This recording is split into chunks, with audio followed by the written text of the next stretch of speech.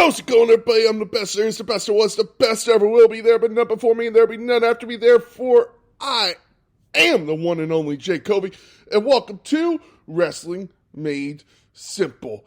We got a spooky episode this week as we have your news of the week, followed by a review of SmackDown, Raw, and then a Halloween Havoc review since we are out of Crown Jewels to review. And then we have our actual Crown Jewel predictions for this year. We have your drink of the week, followed by a reading from the Book of Rules, and then your battle droid of the week. Let's get into the news. It's sad news as we finally learn why Carmella has been off of TV for so long. Apparently, she has had a miscarriage. She was pregnant, and she unfortunately lost a baby. I can't imagine what that's like. I've known people who have lost babies through miscarriages.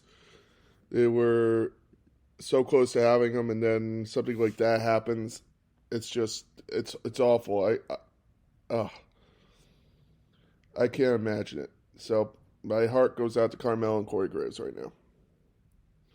Unfortunately, sticking with the sad news, as Mick Foley has done irreparable damage to his brain and his body through all the bumps he has taken. He has done muscular, neurological, skeletal, and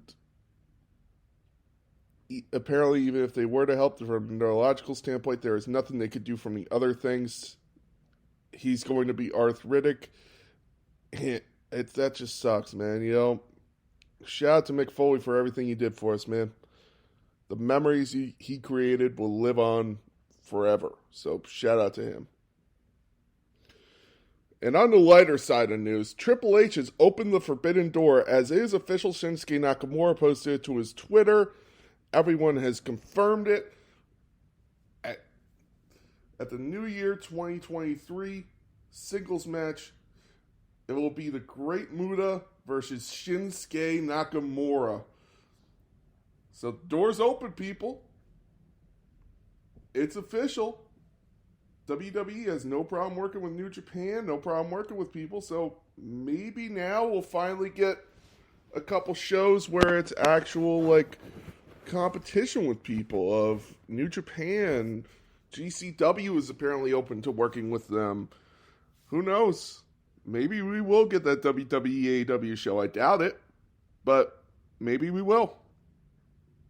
But that's the lighter side of news. Let's move on from the news and move on to SmackDown. As SmackDown kicked off with the Brawling Brutes versus Sami Zayn and Solo Sikoa.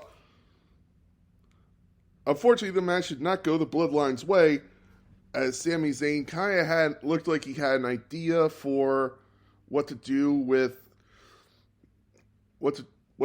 Butch. He was going for a somersault onto him inside the ring, and Jay pulled Sami out, and you see Sami arguing with Jay of like, hey, I had a plan. I know what I was doing. Why'd you do that?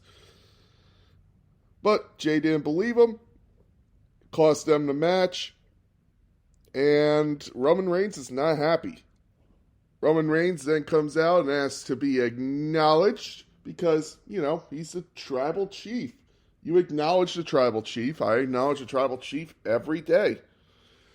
So anyway, Roman Reigns is staying there waiting to be acknowledged, and then he acknowledges the elephant in the room of Sami and Jay. Sami then offered his hand as an apology to bury the hatchet with Jay, but Jay says he wants nothing to do with Sami. He doesn't like Sami, called him a fake-ass oos. And Sami then said he's just trying to keep the peace, man. He's just trying to bury the hatchet like the tribal chief says. And then you had Jay say, I don't give a damn what the tribal chief said. That was not smart, Jay. Not smart at all. You just saw Jay just standing there shaking his head. Sami says he needs to get a little more oozy. I laughed my ass off at that. I thought that was fucking hilarious. Apparently so at Jay, as Jay actually broke character in the ring. And you had Roman say if Jay can't get a little more oozy, they will make Sammy a full member of the bloodline, no longer honorary, and he will be known as Sammy Uso. That's hilarious. I love that. We then get the New Day versus Maximum Male Models. The New Day was able to beat the crap out of them. Very fun to see the New Day just doing their job, being an anchor in the tag team division of holding it down, keeping it really strong. So I'm very happy to see a New Day doing what they do best. After this, we get Ronda Rousey's open challenge, and who would it be answered by? Well, none other than Emma. Emma is back at WWE for her first time in 5 years. Tenelle Dashwood in Impact Wrestling has returned to the company. She is back, and she has signed a deal with WWE. Awesome to see. I am very happy to see that Emma is back in WWE. Unfortunately, though, she did not get a very good response from her entrance. She deserved better than what the crowd gave her, so that pissed me off a bit. Ronda Rousey did beat the shit out of Emma, but it was just cool to see her back. We then get Hit Row versus Legado del Fantasma with their special guest, Hit Row's new acquisition, who's going to be helping them out in their war against Legado. It is Shinsuke Nakamura, because Shinsuke has nothing better to do, so fuck it. That's awesome. I'm glad she's Shinsuke with Hit Row. It kind of really worked. But I agree with the fans here, because Hit Row would pick up the win over Legado del Fantasma. What the fuck's the point of bringing them up to the main roster and all that shit, having them beat down Hit Row if they're just going to lose their first match? That made no sense to me whatsoever. So I didn't understand that. But it was still cool to see Hit Row and Shinsuke. They made a cool combination. After this, we get Karrion Kross with Scarlett versus Madcap Moss. Madcap in a great match, but Karrion Kross was able to pick up the win in the end. I hate, and it's been listed now as one of the worst finishers in wrestling, the stupid blow to the back of the head.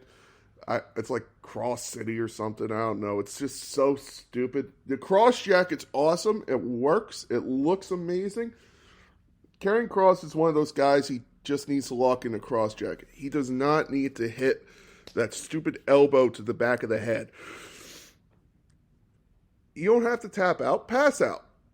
If he passes out, that's not a submission. That's just, okay, this is just a strong guy who, when he locks it in on you, you're going to go under.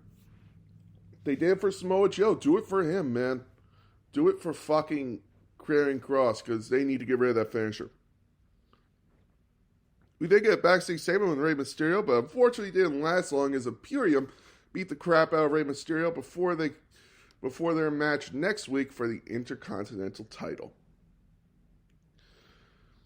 We then get Bray Wyatt in your main event segment. He comes out to the ring cutting a promo. I like Bray Wyatt trying to just show that he is just Bray Wyatt here.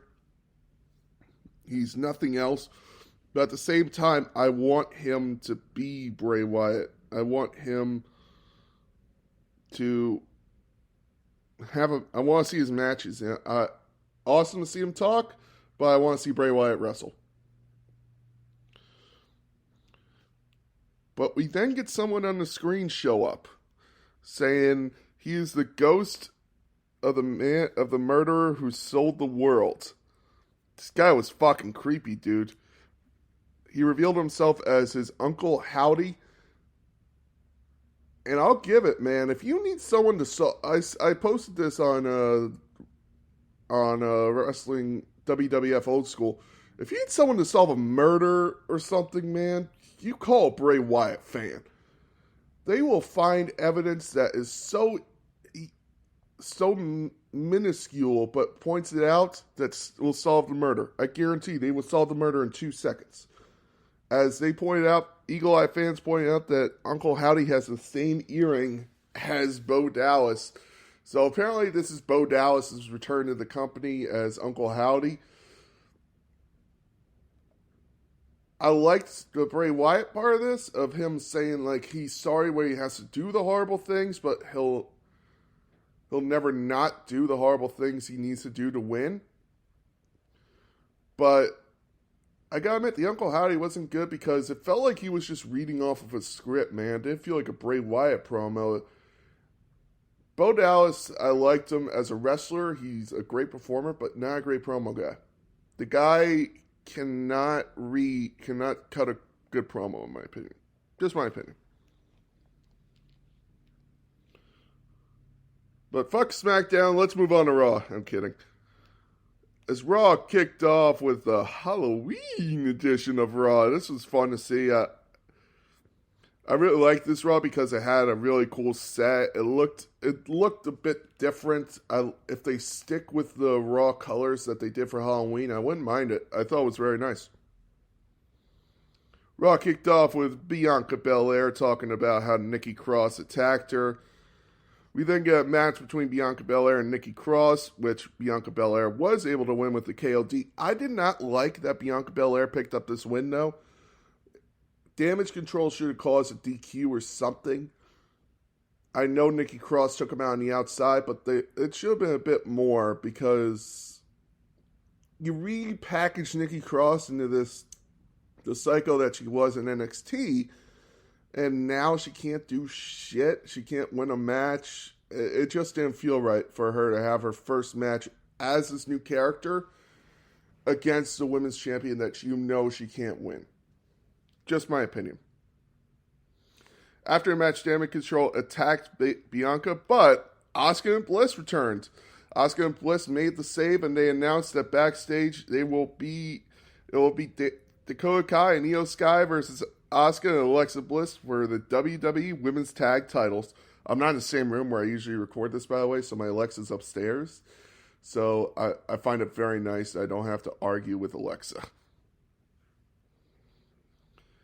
After this, we got Brock Lesnar and Bobby Lashley supposed to be in separate rooms, but Brock Lesnar said, fuck that, went to the ring and called out Bobby Lashley. Bobby Lashley then came out to the ring. They had a brawl and everyone broke it up. Triple H even came out and they continued to fight. And it was just awesome, man. This was a great brawl, and it makes me look forward to Crown Jewel for that. I'm really excited for Bobby versus Brock. Shout out to Bobby Lashley, man. It's done everything he wanted to do since coming back to the company, maybe except win the Royal Rumble. The guy has won titles. He's won the WWE Championship. He got the match that he always wanted against Brock Lesnar, against Goldberg. So you know what? Fucking shout out to Bobby Lashley, man. Awesome. We then get United States Championship Seth Rollins defending against Mr. Money in the Bank, Austin Theory. Seth Rollins actually showing up with the old blonde highlights. The blonde is back for Seth Rollins. I really like that. I think that's awesome. Seth Rollins was able to pick up the win. You know what pissed me off? I think they turned Seth Rollins' face. I'll say it. Seth Rollins right now is the most over guy in WWE, or at least a tweener. Something, man. They have people singing his song. He's high-fiving fans. Fans love him. Have him be a tweener of, he doesn't need the crowd's approval, but he also doesn't need to be an asshole, you know? And maybe that's what he does. He could be like a Sami Zayn character in when Sami Zayn first came to the main roster of he comes out dancing, doing everything. That's what Seth Rollins could be. I love the character he has right now, and it definitely feels like he is an awesome, awesome character that should be a face right now. Anyway, after this, we get Roman Reigns and Paul Heyman addressing Logan Paul, talking about how he's going to smash him at Crown Jewel, going to beat the crap out of him. But then The Miz came out, and he said he brought Logan to the WWE. He taught Logan everything he knows. The Miz warned Logan he has a strong right hand and to be cautious of it. He then proposed a deal. He said he will help Roman with Logan if The Miz helps him with Dexter Lumis. Roman turned down The Miz and knocked him the fuck out. That was awesome to see. An awesome punch by him. We then get Carl Anderson versus Damian Priest in a very cool match. Carl Anderson able to pick up the win. Really enjoyed that match. Damian Priest showing off his in-ring competition. Awesome to see. After the match, the Judgment Day attacked the OC. And it makes me wonder who's going to be the person they're going to bring in to help. Makes me wonder. We then get JBL making fun of millennials and Gen Zers, and that turned Texas into embarrassment, especially with Halloween and all that shit. Basically, him being him. We then get R-Truth coming out. JBL called R-Truth an idiot.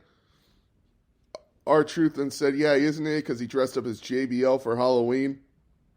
Corbin then attacked Truth, him with the end of days, and they went off into the sunset. Awesome to see this character for Corbin. I wish they gave him his old theme music back of the Lone Wolf, and maybe gave even better in-ring gear. But that's just me. We then get Matt Riddle versus Otis in a trick-or-treat streak fight. Awesome to see that you had Riddle dress up as Ezekiel, which made me laugh my ass off. But Riddle was able to pick up the win. Elias out at ringside to help him. Elias says he's not ready to team with Riddle yet. I could see them doing this as a tag team till Randy Orton gets back, and then maybe there's a feud between Elias and Orton. Who gets Riddle? It's a Riddle on a pole match. Oh, I should rephrase that. Anyway, we then get Mustafa Ali versus The Miz. Mustafa Ali able to pick up the win after Dexter Lumis was seen at ringside. He distracted The Miz, ran off, chased by security, and then The Miz got pinned by Mustafa Ali. Okay, match, I'm just not a Mustafa Ali believer, unfortunately. I like him. He's a great promo guy, but I just feel like his in-ring work is just not the best. It sucks to say that, but yeah, I gotta admit that. After this, we got Johnny Gargano revealing tell-all of what happened between The Miz and Dexter Lumis. Johnny claimed it was right after Dexter got fired. The Miz came to Dexter Lumis and basically said, hey, if you attack me, I'll give you some money, so that way I can stay relevant. And The Miz stopped paying him. So Dexter is going after Miz because he wants the moolah, which is very weird for Dexter Lumis. I don't like the storyline one bit. We then get Alexa Bliss and Asuka versus Dakota Kai and Io Sky in an awesome main event. Great job. This really made me feel like the Women's Tag Team Championships meant something, which is what I love about the Triple H era. They definitely have that feeling of like, okay, every title means something now. So I love it. I love it. Alexa Bliss and Asuka were able to pick up the win, and we have new WWE Women's Tag Team Champions in Asuka and Alexa Bliss. Great job to them. Awesome Raw, awesome go-home show. Still some things that were definitely lacking. If I had to give Raw a grade this week, I'd probably give it a B, B-. But still a fun go-home show. Got me excited for Crown Jewel. Let's move on to Halloween Havoc, ladies and gentlemen. Halloween Havoc, 1993. Tagline, spin the wheel, make the deal.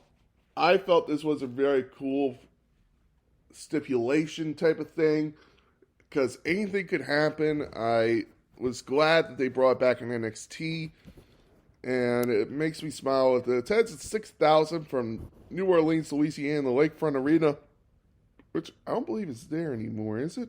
No, it still is, son of a bitch. So it says it's 6,000. It kicked off with Ice Train Charlie Norris,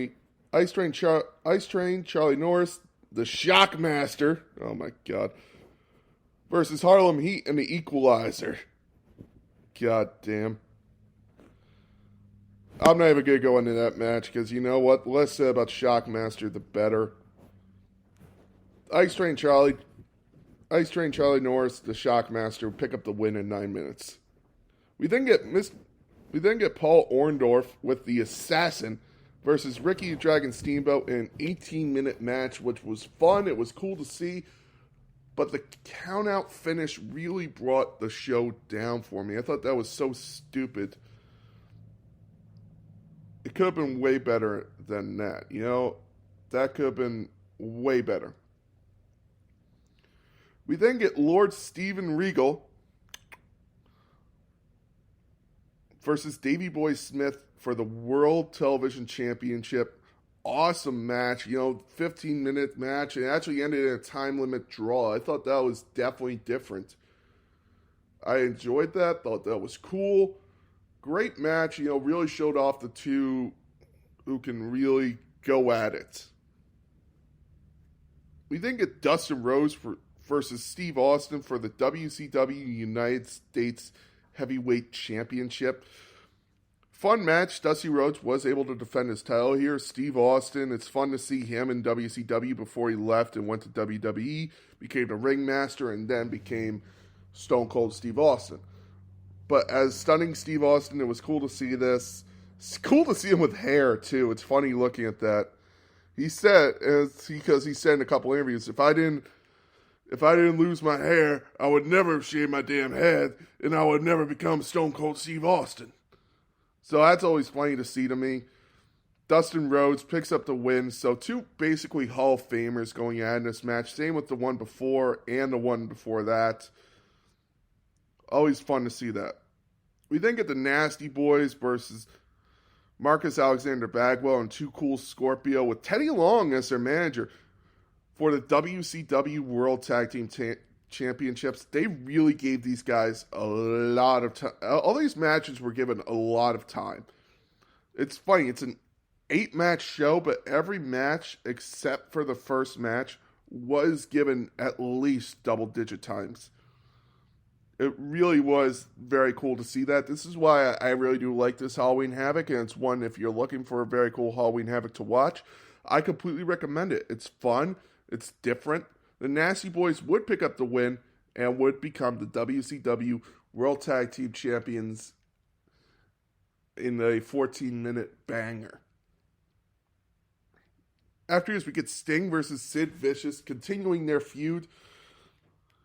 Basically, all the way from this feud would include the debut of the Shockmaster, so that's always fun to see for me. I enjoyed it. It was funny. So if you're ever looking for the reason why the Shockmaster debuted, that's why. Sid would lose to Sting in a 10-minute match. Very good match. Sting and Sid Vicious always had some great chemistry, so I did like that. We then get Rick Rude versus Ric Flair for the WCW International World Heavyweight Championship. Awesome match between these two.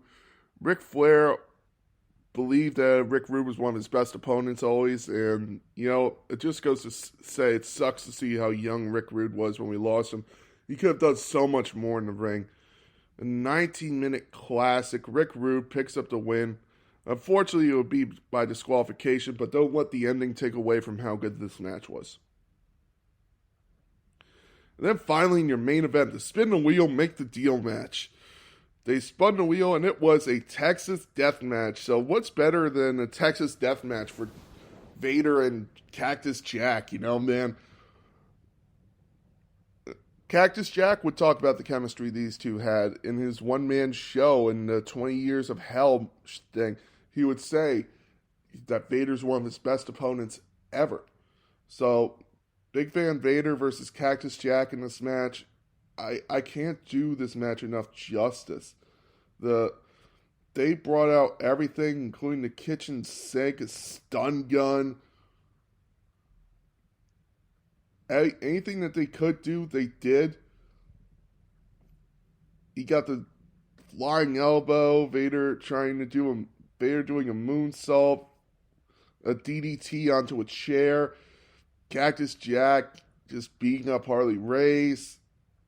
It's amazing. This match is so fun, and it's so underrated. So if you're looking for a great underrated match, here it is. Big Van Vader would pick up the win. Cactus Jack would fight hard, though. Awesome match, awesome show. If I had to grade this show, B+, A-. Yeah, and that's your Halloween little dose there. I'll get to Halloween a little more with my drink of the week, but let's move on to WWE Crown Jewel. And here are my predictions. So it will be the Usos versus the Brawling Brutes for the Tag Team Championships. I think the Usos are going to retain. And, maybe this is finally where Jay gets on the same page with Sammy. We have a last woman standing match for the Raw Women's Championship, Bianca Belair versus Bayley. I want to point that out, how cool that is. In Saudi Arabia, you have a last woman standing match. That's awesome.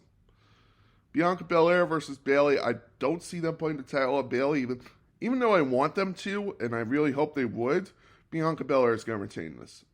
We have a match that's getting shit on by everyone next, but it's a match I'm actually looking forward to. Braun Strowman versus Omos. This is just going to be a hardcore fight, man. These two guys, these two behemoths going to war. I'm excited for it. It's either going to steal the show or it's going to be the worst match on the show. Braun Strowman versus Omos. I pick Braun Strowman. We then get Drew McIntyre versus Karrion Kross in a steel cage. They want to make Karrion Kross a guy for a world title run. I would put it on Karrion Kross to win this match. Brock Lesnar versus Bobby Lashley, man. Oh, a hard-hitting one as well. I have to go with Bobby Lashley. I don't know why. Bobby Lashley's sticking with me. We then get the OC versus Judgment Day with Rhea Ripley at ringside. And apparently the OC's going to bring someone in also to help them out. So, I'll go with the OC here. OC. And then we get Roman Reigns versus Logan Paul for the WWE Undisputed Universal Championship. Roman Reigns, no question. Roman Reigns is going to beat the shit out of Logan Paul. It's going to be awesome to see. It's going to be fun. They'll probably have Logan have a fighting shot, and then he'll get squashed. At least that's what I hope they do. Now, ladies and gentlemen, it is time for your WWE Drink of the Week. A little hocus pocus, if you don't mind. I think this is a really cool one. It's 6 ounces vodka, 6 ounces melon liqueur, 1 ounce blue curacao, 12 ounces sweet and sour, 6 ounces of pineapple juice, and a little bit of dry ice to add the really cool, smoky look to it, like a cauldron. This is a jungle juice, so I want to point that out. This is not for single consumption. So first you're going to drop the dry ice into the base of the glass and pour in the vodka, sweet and sour, and pineapple juice. You add the melon liqueur and the blue curacao, stir it, and then you're going to pour this into a glass skull cup, which you could get online very easily. You can find them on Amazon, or you could actually get them through a Bar Rescue bar that they did in New Orleans. I can't remember the name of it right now, but it's a very cool bar, and they actually sell really cool skull glasses to get online. So you pour that in, you drink responsibly. Do not drink and drive. Do not drink if you are under 21 in the United States, and do not overconsume on alcohol. And now we're reading from the Book of Rules. My favorite line in the Royal Rumble: be big. And now, everybody, it is time for the Battle Droid of the Week. The Battle Droid of the Week this week is, I'm just going to keep it in kayfabe, it's going to be Jey Uso. How do you hate Sami Zayn, man? I don't get it. Sami Zayn is an awesome part of the bloodline. He's really brought something forward with it. So you know what? Fuck it. Jey Uso, you are the Battle Droid of the Week. And also going against the Tribal Chief, not giving a damn what the Tribal Chief says. Man, smack some sense into your head, alright? Someone needs to smack some sense into your damn head. So for that, Jey Uso, you are the Battle Droid of the Week. Uh-oh. Ladies and gentlemen, thank you very much for listening. I have been the Big Guy. I hope you enjoy Crown Jewel this weekend. It's going to be a fun one. I'll be back next week with the results and what I felt was the best match in Crown Jewel. Hope you have a great week. See you next time.